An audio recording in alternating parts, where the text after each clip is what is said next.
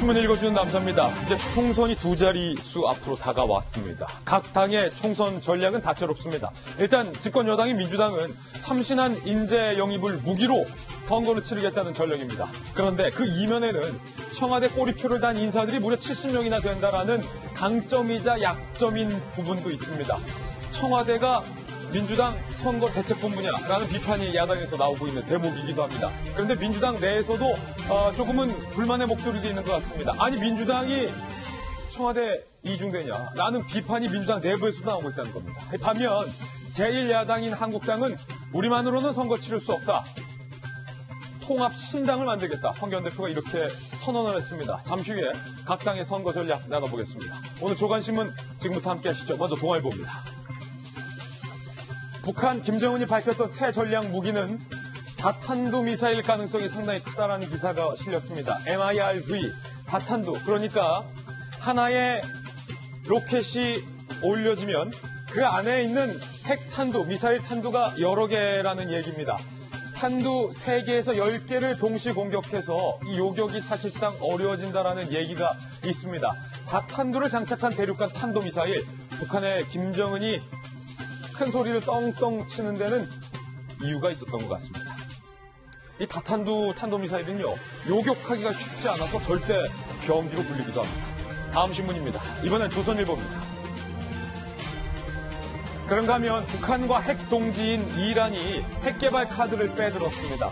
미군이 이란의 군부 실세를 드론으로 핀셋 제거를 한 바 있습니다. 여기에 이란이 상당히 반발하고 있는 분위기인데 핵협상 다 깨버리고 우리 그냥 핵개발하겠다.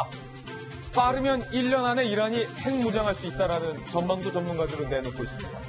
국제유가도 70달러를 돌파했고요. 세계 증시가 줄줄이 하락했습니다. 이게 다 이란의 핵개발 선언 여파입니다.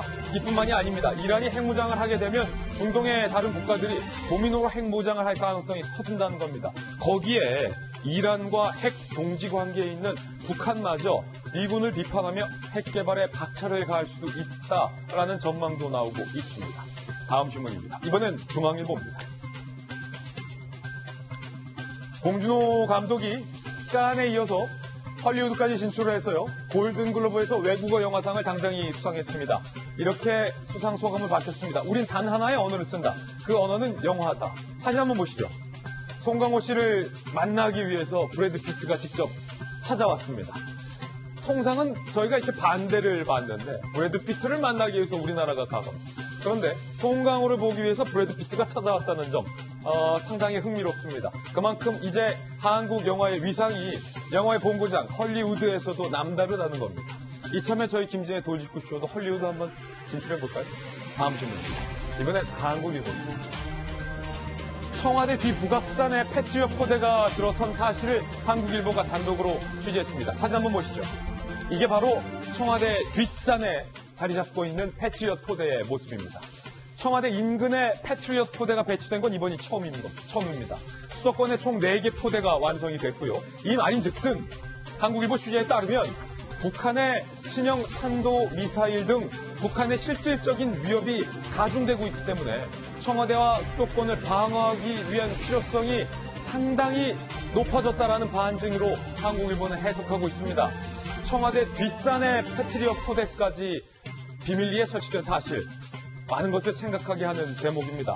청와대가 그간 남북관계에 있어서 한반도의 긴장과 전쟁의 위험성을 없앴다라고 자평을 했지만 사실상 뒤로는 패트리엇 포대, 방어 미사일 부대까지 설치하는 등 남북 간의 평화는 온데간데 없어지고 다시 긴장 국면으로 들어서는 것이 아니냐라는 우려가 제기되는 대목입니다. 다음 신문입니다. 이번엔 서울신문입니다.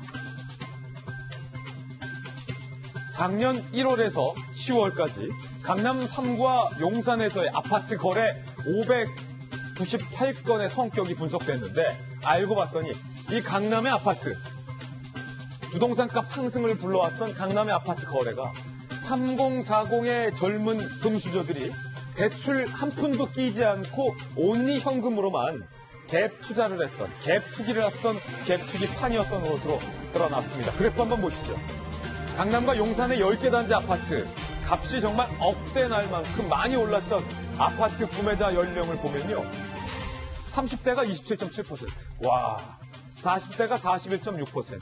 19세 미만도 2명이나 있었고요. 20대 9명. 이렇게 분포를 했습니다. 10대, 20대, 30대, 40대. 젊은 세대들이 강남과 용산에 억소리 나는 아파트를 싹쓸이했다는 겁니다. 모두 현금으로 말입니다. 정부의 부동산 규제 정책을 비웃기라도 하는 듯 현금 부자들이 이렇게 금수저들이 아파트를 싹쓸이하고 있었습니다. 부익부 빈익빈 현상이 더욱더 심해지고 있다. 이 신문은 이렇게 얘기하고 있습니다. 다음 신문입니다. 이번엔 경향신문입니다.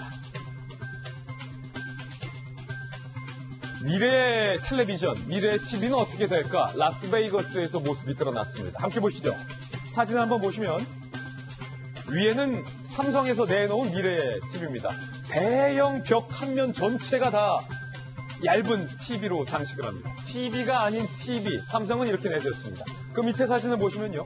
LG가 내세운 TV입니다. 이게 TV입니다.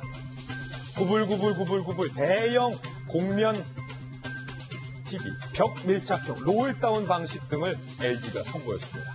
역시 텔레비전 만드는 기술은 대한민국이 세계 최고다.